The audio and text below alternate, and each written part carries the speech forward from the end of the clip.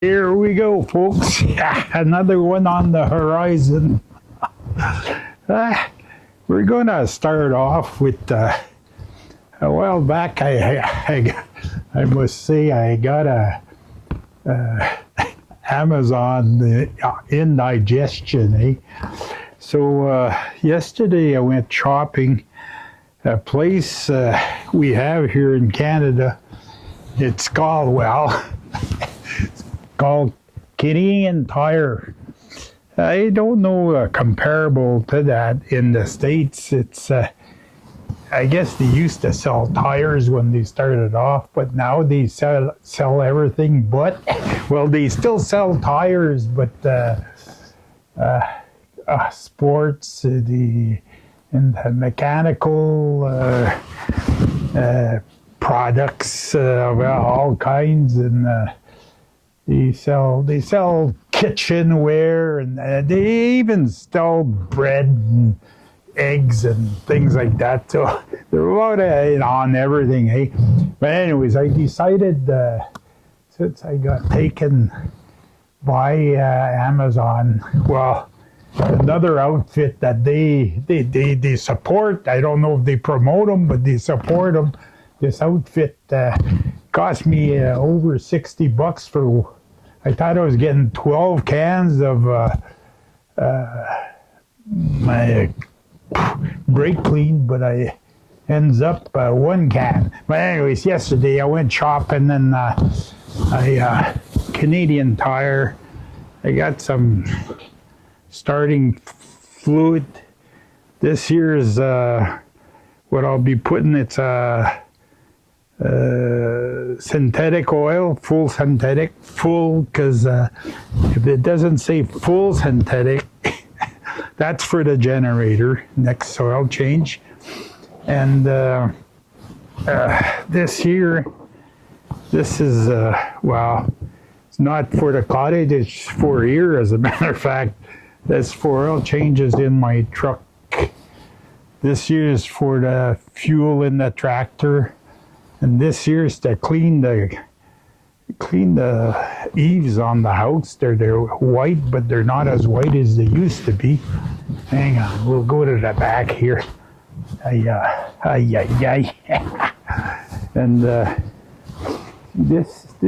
are the, oh, where is that?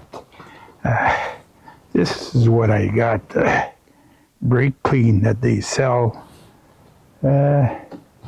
I probably hid it away. See, this is a quick start that they used to sell. Brake Medic. Is this it? Carb Clean? No. I don't know. Fluid film? No.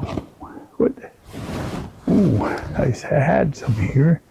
This is the starting fluid.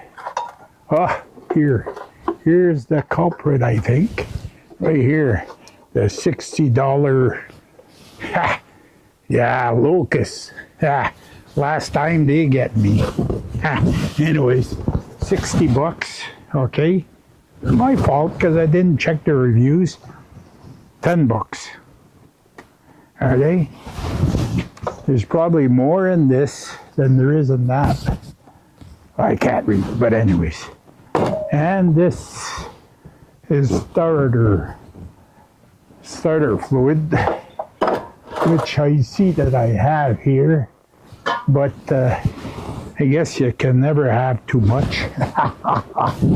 Anyways, okay, this morning, believe it or not, this is not what this is all about.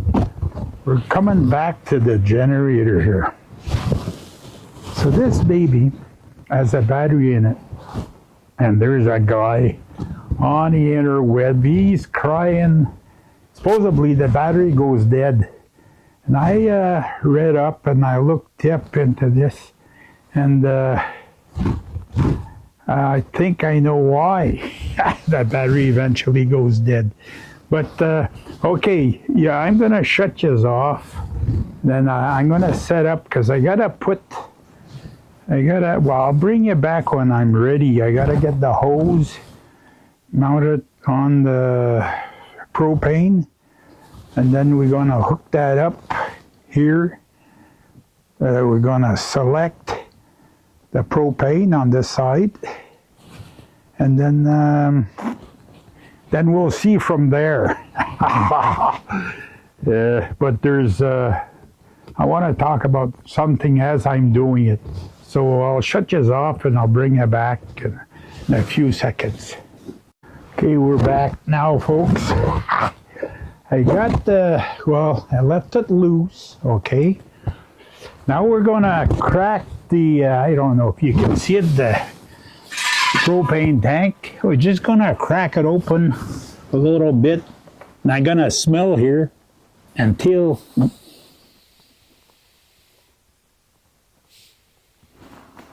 okay, it's starting to smell. I turned it off. Okay, just some I want to specify. This is something not in the view, eh? It's not something that I knew before, like a few years ago. I found this out. Where did I find this out? Somewhere. Somebody told me. Says, especially a tank, when you have a tank on your barbecue, you just don't go to the valve on the tank and open it up like it's okay, like it's a water tap. You gotta crack it and open it up very slowly, and gas will start to flow. And then once the line is full and it's equalized this pressure, then you can open full. You gotta do it slowly to start, because if you get an inrush, there's a valve on the regulator of the tank. There's a valve in there, and if there's an inrush, that means there's a problem with the line, and it doesn't like that. I forgot to tighten the. I can't forget. Hang on. I know I'm switching things around here. I'm gonna tighten that up before I forget.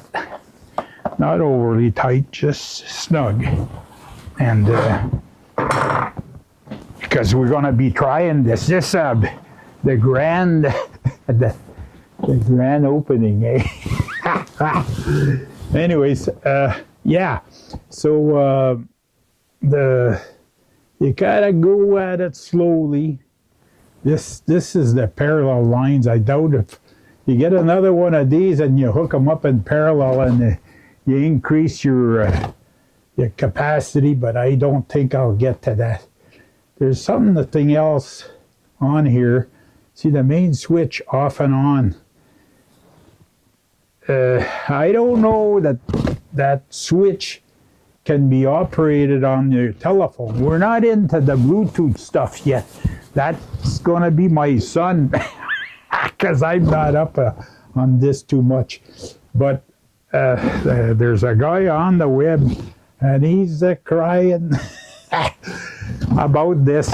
He's saying that the battery goes dead. He stops it with his phone, and it's only good for an hour, and then the battery goes dead. But at the worst case, what's going to happen is I'm going to install maybe a timer relay. I'm not sure yet. I'll install whatever has to be installed, so once I signal Bluetooth to go off, then this relay is going to switch off. It's because if you leave this switch on, all this is working all the time. Yeah, I think even if you go with the off position on the Bluetooth. So this is what you gotta turn off, and then when you activate things, then you activate the new relay that I'll install in this. But this has, and at the worst case, I'll install on the board here someplace, some pertinent place, maybe right here, right in caution, right there. I'll install a plug, male-female plug that hooks up parallel to the battery and the starter, then I'll be able to, with the maintenance charger, just plug that in, and that'll keep the battery on maintenance. But that's still something that has to be worked out. It's I think how would I say that?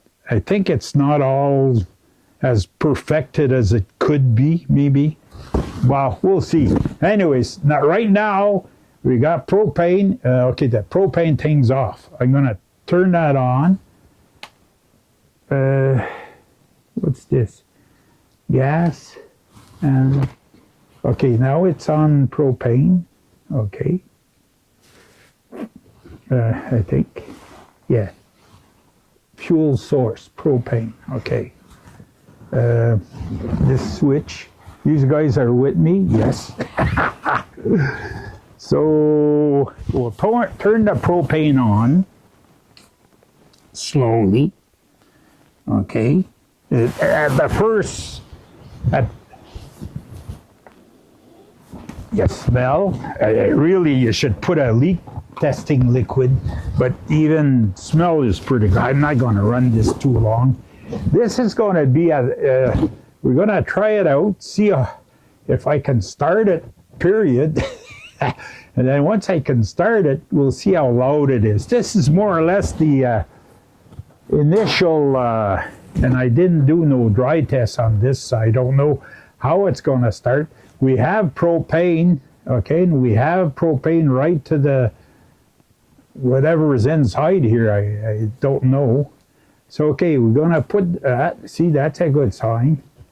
There's one of these reset right there, the one that's lit. Whoa, whoa, that leg on the sewing machine's loose.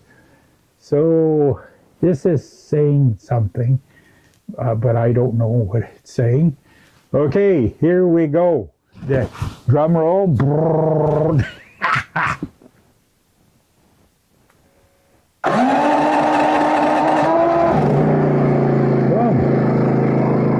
That went good.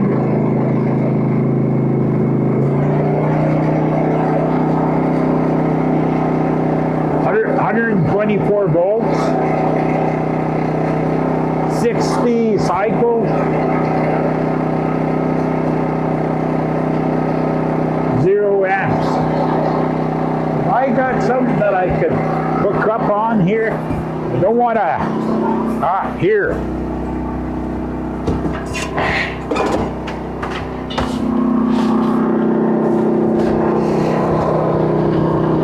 Got a little electric heater here.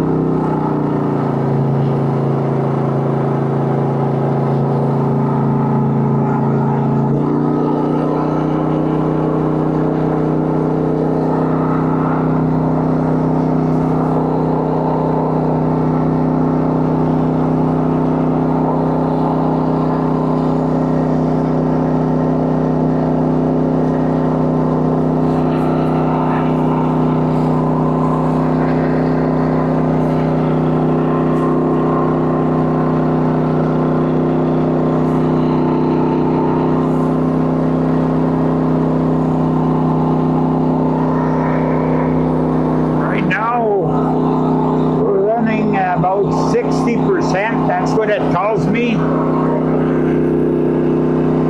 Little heater's running 123 volts.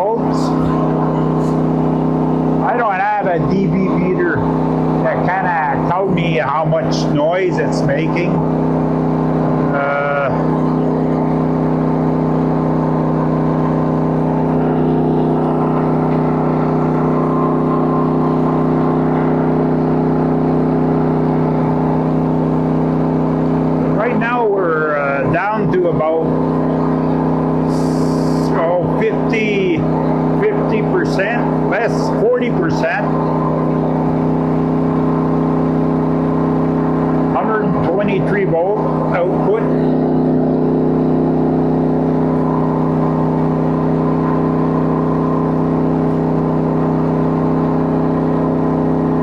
So, we're gonna bring this 124 volts. That's on a silent mode.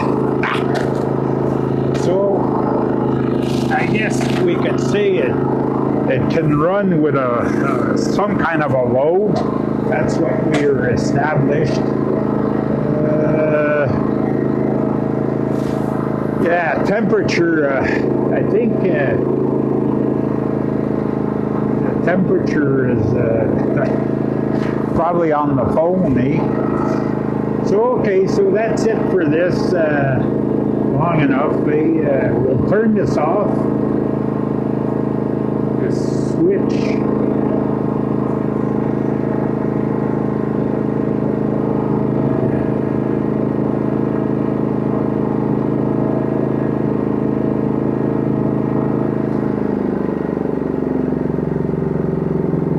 See, it's powering off. Boom. See this whole thing here? This is what doesn't come off, I think, is this here. If that stays on, see, that's what drains the battery when you turn it off with the phone. Unless eventually it'll time off. That's all to be tried, but right now we're turning it off with the with the little switch. This, all I may need is a remote for this switch here. Turn it off, turn it on. Maybe run it right off the car or the truck starter and have some kind of pickup that'll bypass this switch. But that's something for another day. Okay, now turn the tank off, and then I can take this off. See, that's the first initial test, and now we can smell the good stuff. But I think it's more or less satisfactory. Put this oil. This is my break-in oil. Eh? The other one I showed you at the start there, the full synthetic up on the hood. That's gonna run it. I think they say the book says 20 hours.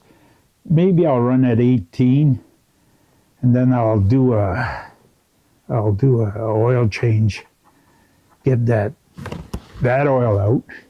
But that's why I bought the other oil, because some guys are saying do 2, 3, like run it for a while, do 2, 3 oil changes with normal oil, and then go to synthetic. Because once you go to synthetic, you don't get no more, the rings don't seat, there's nothing going on. It just runs the way it is, eh? And hey, before when we didn't have no synthetic oil, eh, everything was working, eh? Hang on now. I gotta raise these guys up a little bit here. So, so I guess you could say this was successful. Runs good. Can take a load. It's not a big generator, but this is just for the camp. Last year I was 3 days without power. They did there was a windstorm up like maybe maybe 25 miles from the camp.